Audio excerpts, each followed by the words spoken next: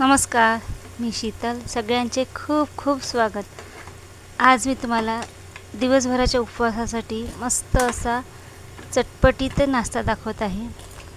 नाश्ता करायला खूप सोपा तर आहे, पण अगदी झटपटीत होतो, कुरकुरीत होतो. तुम्ही याला क्रिस्पी पोटॅटो बाईट्स म्हणू शकता. विशेष म्हणजे फक्त 2 मुख्य साहित्यापासून हा नाश्ता तयार होतो आणि कुठल्याही चटणीची किंवा कशाचीही गरज या नाश्त्याला लागत नाही. तुम्हाला आवाजावरून लक्षात आलं असेल हा किती क्रिस्पी बनतो आणि अगदी झटपट तयार होतो. चला तर मग झटपट या रेसिपीकडे जाऊया. इथे मी अर्धा वाटी साबुदाणा घेतला आहे आणि हा साबुदाणा मिक्सरमध्ये वाटून घेते आहे. साबुदाणा जितका जास्त तुम्हाला बारीक करता आला तितका जास्त बारीक करून घ्यायचा. बघू शकता हा अशा प्रकारे मी मिक्सरमध्ये वाटून घेतला आहे. आता हा एका भांड्यामध्ये साबुदाण्याचं पीठ काढून घेते आहे आणि त्याच मिक्सरच्या भांड्यामध्ये थोडंसं वाटण करून घेते आहे. 3 हिरवी मिरची कट करून घेतली आहे. सोबत आल्याचे तुकडे घेत आहे आणि त्याचसोबत अर्धा चम्मच इथे जिरे घेतले आहे आणि याचंसुद्धा जाडसर असं वाटण तयार करून घेते आहे. हिरवी मिरची तुम्ही कट करून सुद्धा टाकू शकता, आलं किसून टाकू शकता. मी अशा प्रकारे याचं वाटण तयार करून घेतले. इथे 3 बटाटे उकळून घेतले आहे आणि आता हे बटाटे किसून घेते आहे. इथे आपल्याला बटाटे किसूनच घ्यायचे आहे, स्मॅश वगैरे करून घ्यायचे नाही.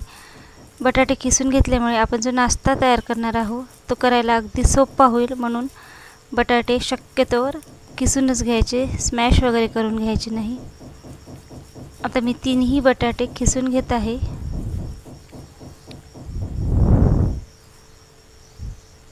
आता हे बटाटे खिसून झाल्यावरती त्यामध्ये जे आपण मिक्सरमध्ये साबुदाणा वाटून घेतला होता ते पीठ टाकून घेतलं. सोबतच जे वाटण तयार करून घेतलं तर हिरवी मिरची, आलं आणि जिऱ्याचं ते टाकून घेतलं. 1 चम्मच चिली फ्लेक्स टाकून घेतले आणि चवीनुसार अर्धा चम्मच मीठ टाकून घेत आहे. आता हे सगळं मिश्रण एकजीव करून घ्यायचं आहे आणि याचा घट्ट असा गोळा मळून घ्यायचा आहे. हा नाश्ता खायला खूप छान लागतो, झटपट तयार होतो. तुम्हाला जर हा नाश्ता थोडासा आणखी क्रिस्पी करायचा असेल तर तुम्ही यामध्ये थोडंसं आणखी साबुदाणा टाकू शकता. म्हणजे मी अर्धा वाटा साबुदाणा घेतला आहे, तुम्ही 1 वाटी घेऊ शकता. किंवा तुम्हाला हा नाश्ता थोडासा सॉफ्ट करायचा असेल तर 3 बटाट्याऐवजी 4 किंवा 5 बटाटेसुद्धा घेऊ शकता. आता बघा याचा व्यवस्थित असा गोळा मळून घ्यायचा आहे आणि नंतर मग याचे आपल्याला छोटे छोटे वड्या पाडून घ्यायचे आहे. पीठ मुरवत वगैरे ठेवायची काहीच गरज नाही, तुम्ही लगेच करायला घेऊ शकता. बघा याचा व्यवस्थित असा गोळा मळून झालेला आहे. आता हातावरती थोडंसं तेल घेते आहे आणि याच्या छोट्या छोट्या मी इथे वड्या पाडून घेत आहे. तुम्ही हा नाश्ता कुठल्याही आकारात करू शकता, ट्रायंगल शेपमध्ये करू शकता, स्क्वेअर शेपमध्ये करू शकता, गोल करू शकता, कुठल्याही आकारामध्ये करू शकता. किंवा तुम्ही एखादं मग याची मोठी पोळी लाटून घ्या किंवा कुठल्याही कुकी कटरने सुद्धा याचे कट करून घेऊ शकता. बघा मी अशा प्रकारे स्क्वेअरमध्ये हे वड्या पाडून घेतल्या आहे आणि काटा चमच्याने प्रेस करून घेतले आहे. दिसायलाही खूप छान दिसते आणि तळायलाही अगदी सोपे जाते, कारण काटा चमच्याने प्रेस केल्यामुळे आतपर्यंत व्यवस्थित तळल्या जातात. आता दुसरीही याचप्रमाणे मी अशा वड्या स्क्वेअर शेपमध्ये करून घेते आहे आणि काटा चमच्याने प्रेस करून घेते आहे. एका प्लेटमध्ये या सगळ्या वड्या काढून घेते आहे आणि बाकीच्याही सगळ्या वड्या अशाच प्रमाणे मी करून घेते आहे. काटा चमच्याने व्यवस्थित प्रेस करायचं म्हणजे तळायला अगदी सोपं होते. आता सगळ्या वड्या एका प्लेटमध्ये करून घेतल्या आहे आणि याला तळून घेणार आहे, डीप फ्राय करायचं आहे. त्यासाठी पॅनमध्ये तेल गरम करायला ठेवलं होतं. तेल अगदी कडकडीत गरम करायचं आणि गॅसची फ्लेम मिडियम टू हाय ठेवायची आणि सगळ्या वड्या एक एक करून तळून घ्यायच्या. जितक्या तुम्हाला पॅनमध्ये एकाच वेळी तळता येईल तितक्या टाकून घ्यायच्या आणि गॅसची फ्लेम मिडियम टू हायच ठेवायची.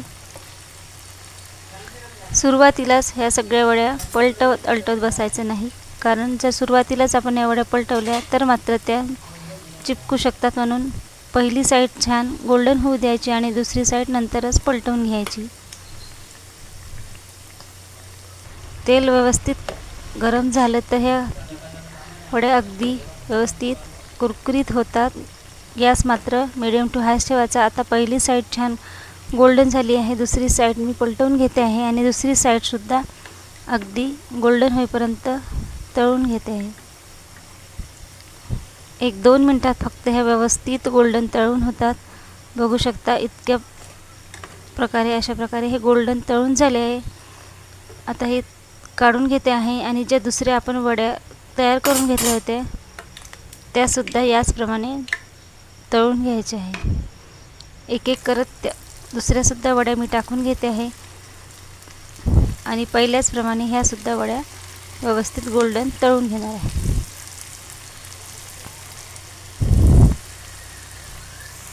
पहिली साईड व्यवस्थित पलटून घेतली आणि दोन्ही साईडने ह्यासुद्धा वड्या अगदी गोल्डन होईपर्यंत तळून घेतल्या. आपल्या क्रिस्पी पोटॅटो बाईट्स तयार झाले आहे. अगदी झटपट तयार होतात आणि चमचमीत होतात. कुठल्याही चटणीची किंवा कशाचीही गरज लागत नाही. तुम्ही उपासाची कुठलीही चटणी घेतली तरी चालेल, नाही घेतली तरी चालेल. मी इथे दह्यासोबत सर्व करते आहे. दह्यासोबत खायला खूप छान लागतात आणि अगदी झटपट तयार झाला ना हा नाश्ता. बघू शकता तुम्ही अगदी व्यवस्थित झाला आहे आणि याचा आवाज बघा. आवाजावरूनच लक्षात येते हा किती कुरकुरीत आहेत. आणि तुम्ही कधीही खाऊ शकता, प्रवासात नेऊ शकता, लगेच गरमागरम खाऊ शकता. तुम्हाला नाश्ता आवडला तर व्हिडिओला लाईक करा. चॅनलवरती नवीन असल्यास तर चॅनलला सबस्क्राईब करा आणि नाश्ता कसा वाटला ते कमेंट करून नक्की सांगा.